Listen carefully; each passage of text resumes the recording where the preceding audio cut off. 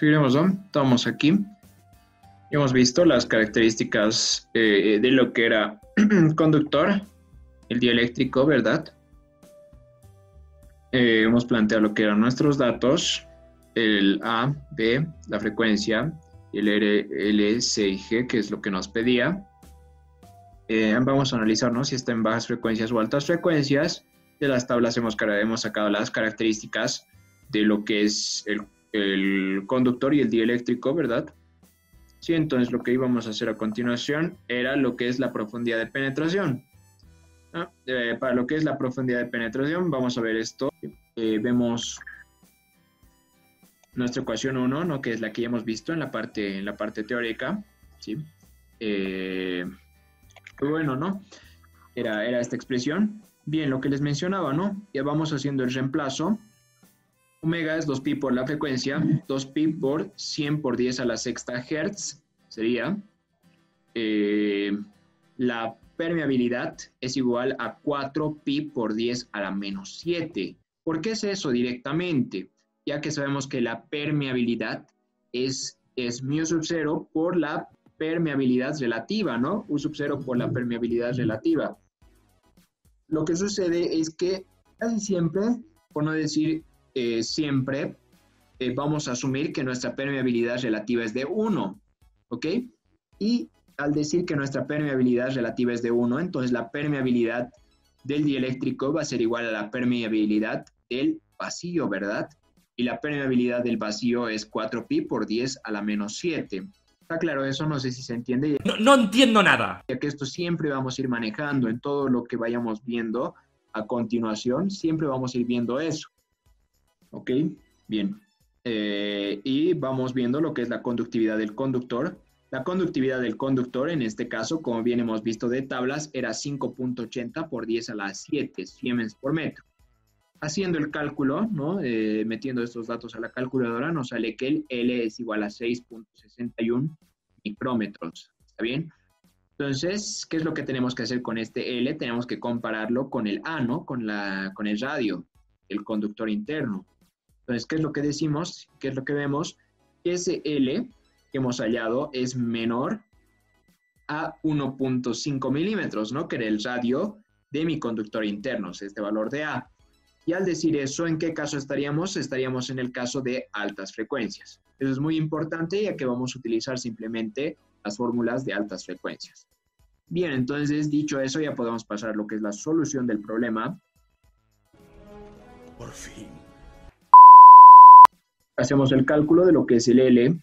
El L se calcula a partir de esta expresión, que, bueno, viene de las tablas que hemos visto, ¿no? De forma teórica. ¿Sí? La permeabilidad, nuevamente aquí aparece, ¿no? La permeabilidad es 4pi por 10 a la menos 7 henrios sobre metro sobre 2pi por el logaritmo de B sobre A, 4.8 milímetros sobre 1.5 milímetros. Lo hemos dejado en milímetros, ya que al final lo que va a suceder aquí es que se van a anular milímetros con milímetros.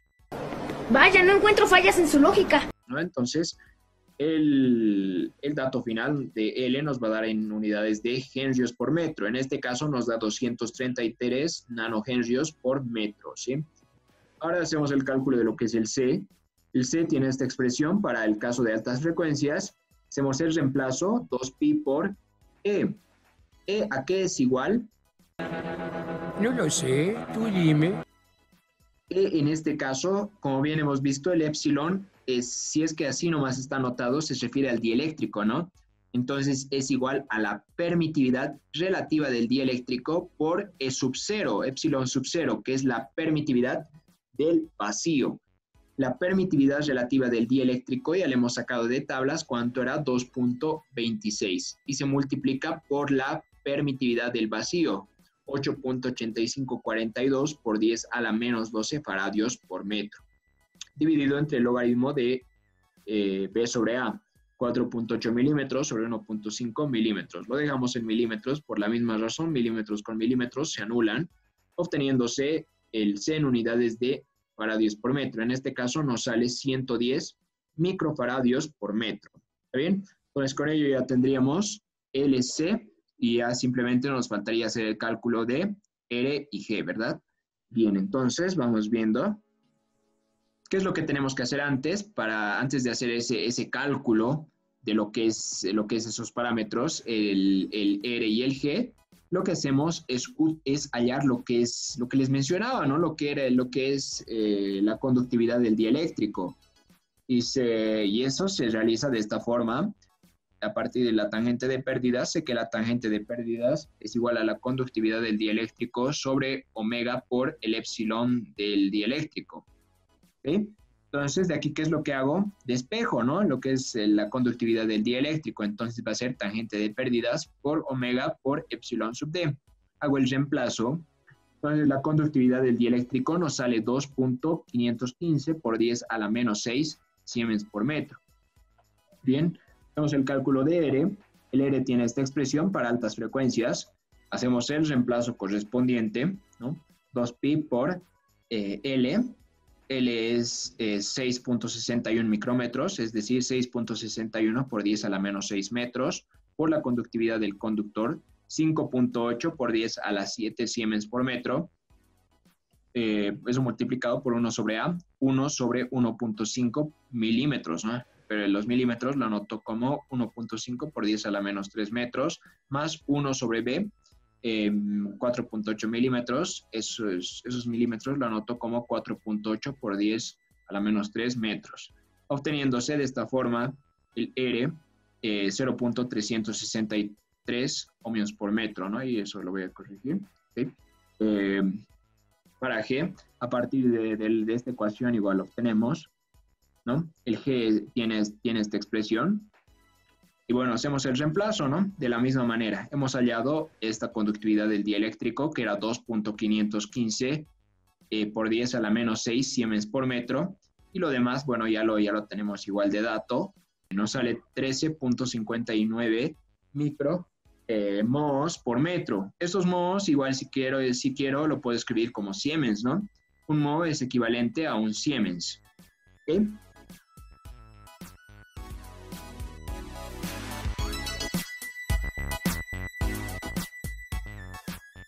Vamos pasando a esto. Nos dice, ¿no? El ejercicio 2, una línea telefónica de uso interior.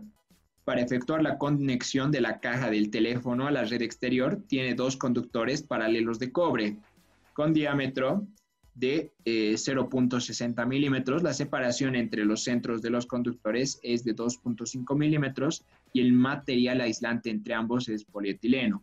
Calcule los parámetros R, L, C y G por unidad de longitud a una frecuencia de 3 kHz. Ok, vamos haciendo nuestra gráfica, ¿no? Tenemos esta gráfica para lo que es el problema. En este caso nos dice simplemente dos conductores paralelos de cobre. Entonces, al mencionarnos eso, nos está diciendo que es par de hilos. ¿Ok? Es par de hilos nada más. Y entonces, tenemos esto que sería par de hilos. Tenemos dos conductores, ¿no? Que tienen un diámetro de 0.60 milímetros. En este caso no nos interesa tanto el diámetro, sino el radio, ¿no? La separación entre los centros de los conductores es de 2.5, es decir, de 2.5 milímetros. Material aislante entre ambos es polietileno, sería el dieléctrico, ¿verdad? Y nos dice que calculemos los parámetros R, L, C y G por unidad de longitud a una frecuencia de 3 kHz. Entonces vamos planteando, ¿no? Nuestros datos. Nos da A, en este caso A sería 0.3, ¿no? Ya que nos decía que los conductores tenían un diámetro de 0.60 milímetros, entonces el radio es la mitad, ¿no? 0.3 milímetros. D es 2.5 milímetros, la frecuencia nos dice que es de 3 kHz, y en base a ello nos dice que obtengamos R, L, C y G, ¿no? Bien, entonces vamos a analizar si estamos en el caso de bajas frecuencias o altas frecuencias. Para bajas frecuencias, L tiene que ser mayor o igual a A. Para altas frecuencias, L tiene que ser menor a A. De la misma manera, sacamos de lo que son las tablas las características del dieléctrico y del conductor. En este caso, el dieléctrico nos decía que era polietileno en el ejercicio, ¿no? El polietileno tiene una permitividad relativa de 2.26, tiene una tangente de pérdidas de 0.2 por 10 a la menos 3. El cobre tiene una conductividad de 5.8 por 10 a la 7 siemens por metro. Esto es prácticamente una copia, ¿no? Del anterior ejercicio. Y aquí igual tenemos el mismo dieléctrico y el mismo conductor.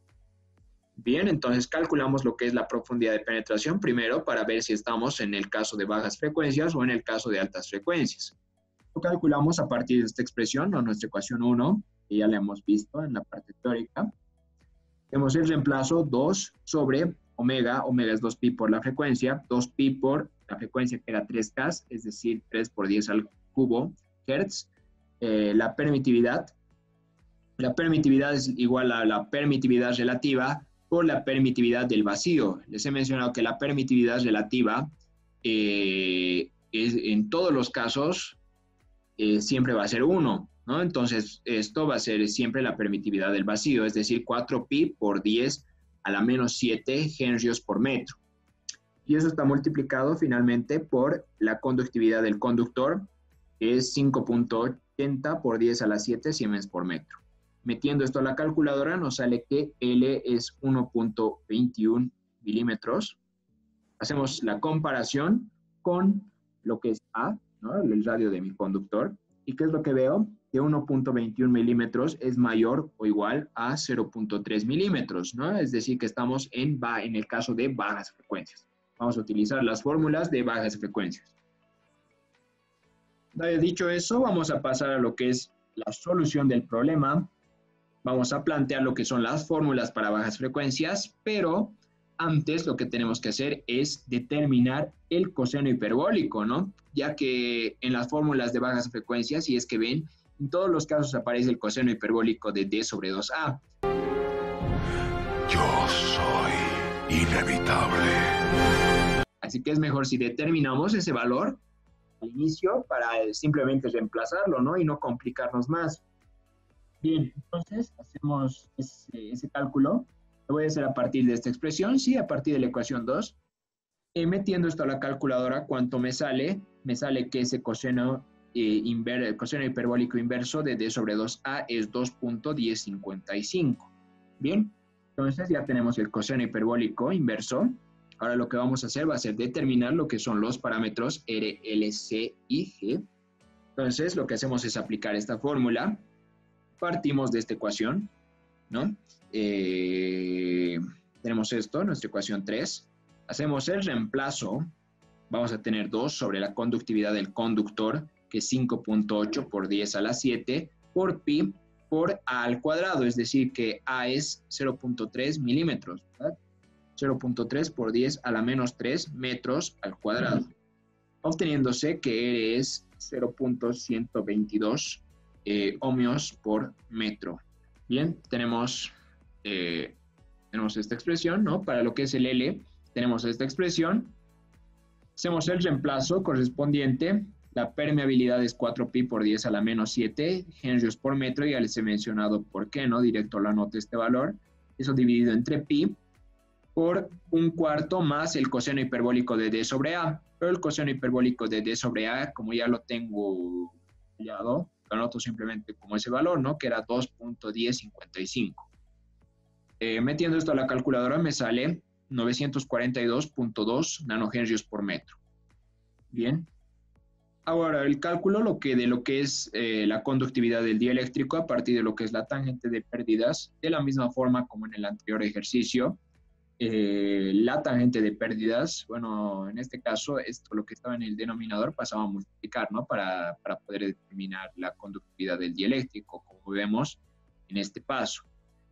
Entonces, la conductividad del dieléctrico es 75.44 por 10 a la menos 12 siemens por metro. ¿Sí?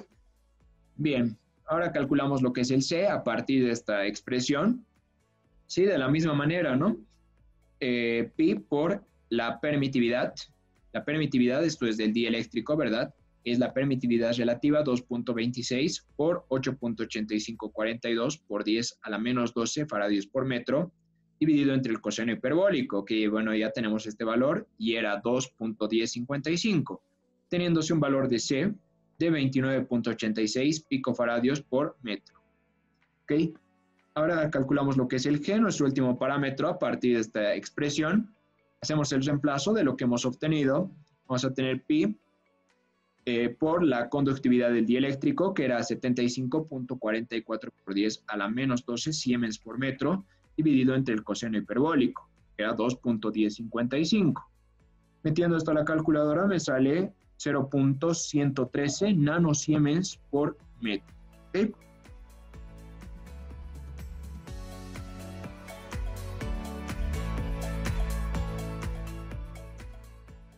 Una línea telefónica abierta con polietileno como dieléctrico opera a una frecuencia de 2 kHz, cuyos parámetros son, nos da el valor de R, que es 5 ohmios por kilómetro, G 2.5 por 10 a la menos 6 siemens por kilómetro, el C 0.003 por 10 a la menos 6 faradios por kilómetro y el G 0.003 henrios por kilómetro.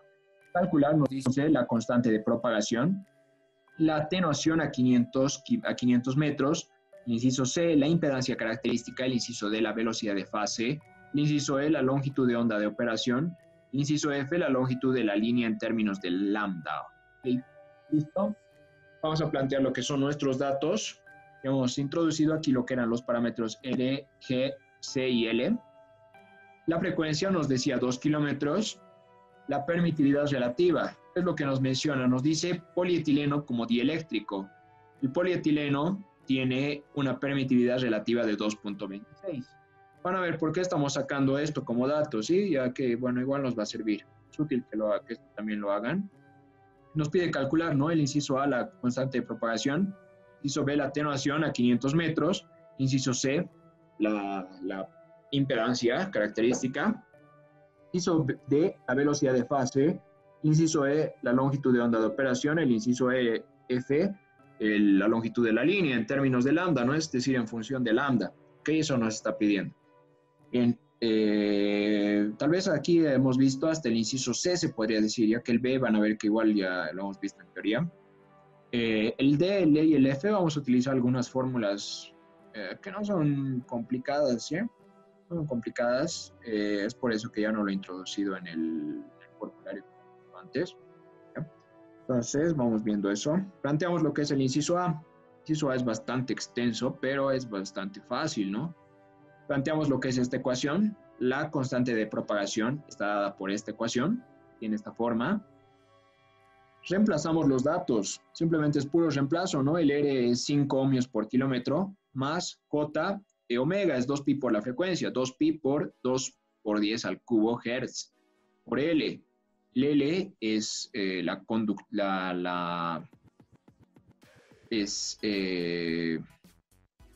es la inductancia, ¿no? 0.03 henrios por kilómetro.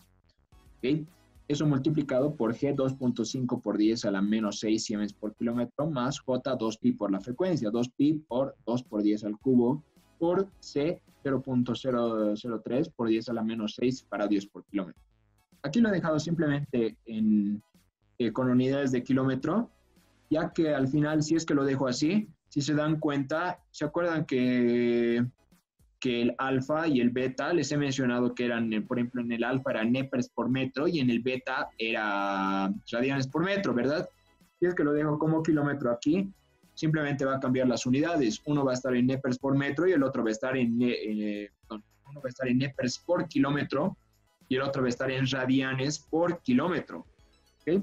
Entonces, bueno, desarrollando lo que está aquí, lo que bueno, yo he hecho era llevar esto, y eso ustedes ya lo pueden comprobar, ¿no? Ya que no estamos en una clase de variable compleja, entonces ustedes ya lo pueden hacer por su cuenta esto. Llevamos este número complejo a su forma polar, módulo fase, es igual a su forma polar, módulo fase. ¿Qué es lo que sucede cuando multiplicamos dos números complejos que están en su forma polar? Para el módulo se multiplican ambos módulos, ¿verdad? Y para las fases se suman ambas fases, ¿ok? Entonces eso es lo que tenemos aquí.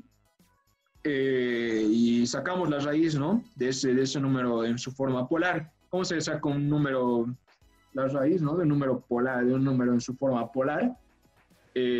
Para lo que es el módulo, le saco la raíz al módulo. Y para lo que es la fase, se divide la fase previa, ¿no? La fase que estaba aquí, entre dos. Y eso es todo, ¿no? ¿Okay? Y eso sería. Y de su forma polar a su forma cartesiana, eso ya lo conocen, ¿no? Es el módulo por el cis, el ángulo, ¿no? Coseno más siseno. Y a partir de eso es que determino ya la constante de propagación en su forma cartesiana, ¿no?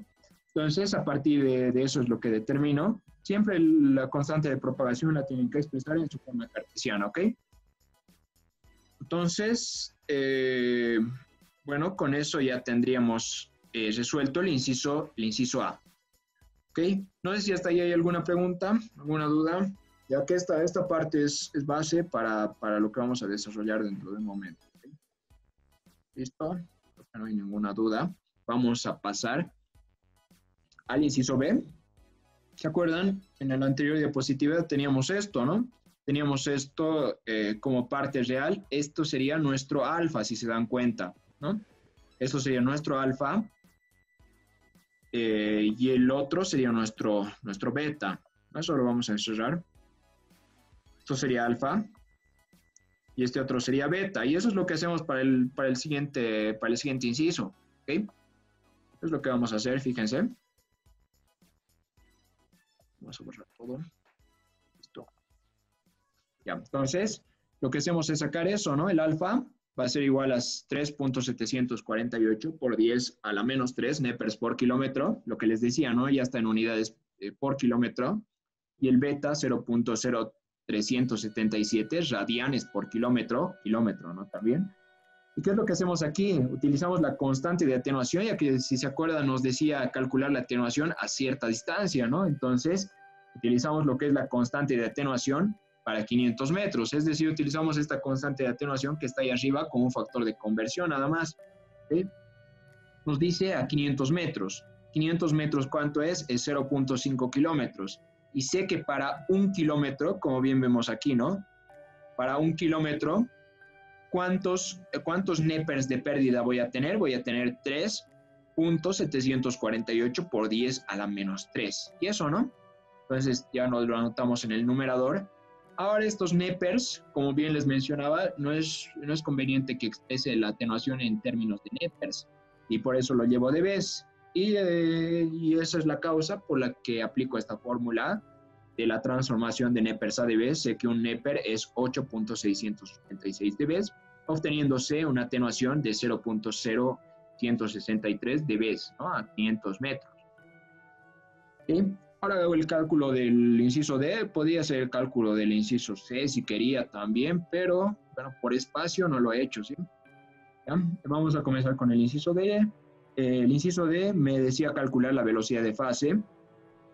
Lo calculo a partir de esta ecuación. Esta ecuación siempre van a manejarla por si acaso, la velocidad de fase, y van a ver conceptos más profundos acerca de esto más adelante, ¿sí?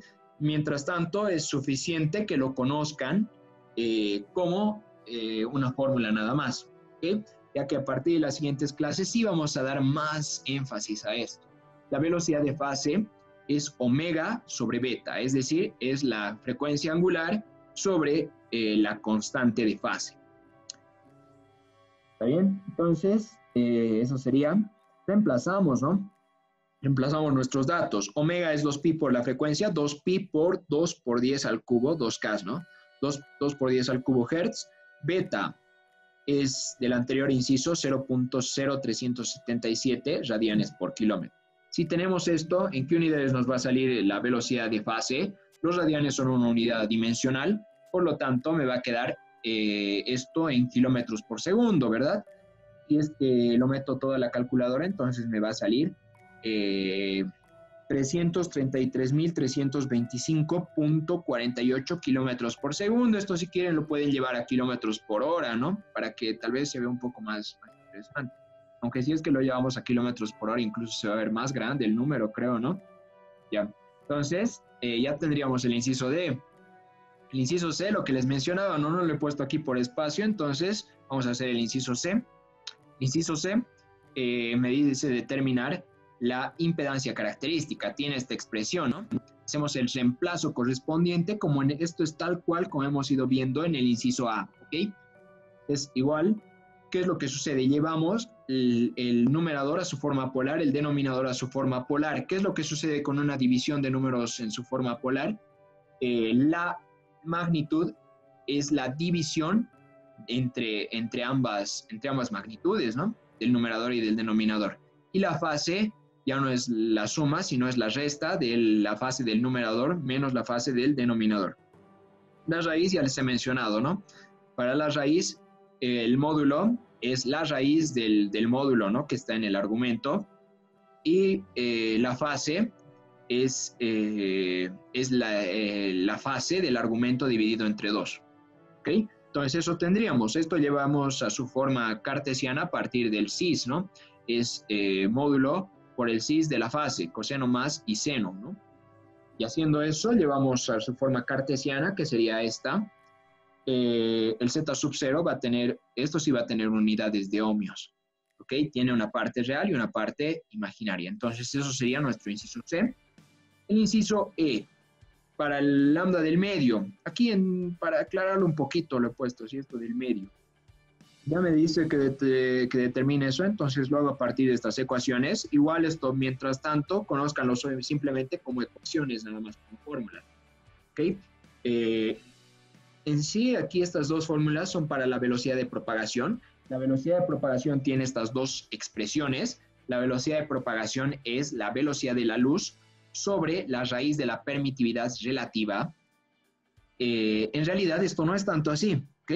Ya que en realidad esta velocidad de propagación es c sobre la raíz de la permitividad relativa por la permeabilidad relativa. Pero ¿qué les he mencionado sobre la permeabilidad relativa? Que siempre tiene un valor de 1, ¿no? Y es por ello que aquí se queda simplemente en raíz de la permitividad relativa, ¿ok? Bien, entonces tenemos esa expresión. Nuestra ecuación 5. Nuestra ecuación 5 nos dice igual que la velocidad de propagación, este b, es lambda del medio por la frecuencia. Entonces, ¿qué es lo que decimos aquí? Si es que reemplazamos 4 en 5, ¿no? O podemos igualar si queremos, y despejamos el lambda del medio, ¿qué es lo que vamos a tener? Que el lambda del medio va a ser igual a c por sobre la frecuencia por la raíz de la permitividad relativa. Hacemos el reemplazo, ¿no? De todos nuestros datos. El c, ¿a qué se refiere? Es la velocidad de la luz, ¿no? La velocidad de la luz lo voy a expresar en términos de metros por segundo. Metros por segundo es 3 por 10 a la octava metros por segundo. La frecuencia era 2 por 10 al cubo hertz, o sea, 2 kilohertz, por la raíz de la permitividad relativa, 2.26, ¿no? Y aquí lo estoy expresando en kilómetros. Bueno, esto ya lo he hecho por facilidad. O si quería, aquí lo podría anotar en términos de kilómetros, ¿no? La velocidad de la luz, kilómetros por segundo, que sería 3 por 10 a la quinta, ¿no? Kilómetros por segundo. Y haciendo eso me salía que el lambda del medio era 99.78 kilómetros. Nada más, ¿no? Pura fórmulas prácticamente. Esto, tal vez algunas cositas teóricas, pero yo creo que nada complicado, ¿no? ¿Ok? Entonces, dicho esto, vamos a pasar a nuestro inciso F y último inciso del ejercicio. Inciso F. ¿Qué nos dice? Nos dice determinar la longitud de la línea en términos de lambda. ¿Qué es lo que hacemos? Si se dan cuenta aquí, ¿qué es lo que estamos viendo en el anterior problema?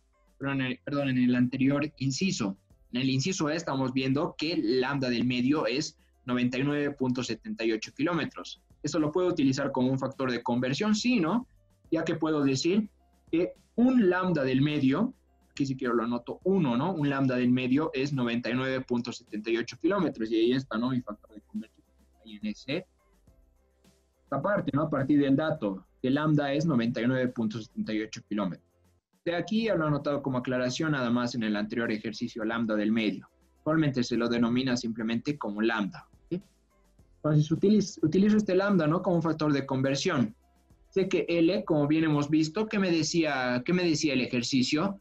No me daba una longitud como tal, si han podido ver, ¿no? Pero en una parte, en el inciso B, me decía que hay la atenuación a 500 metros.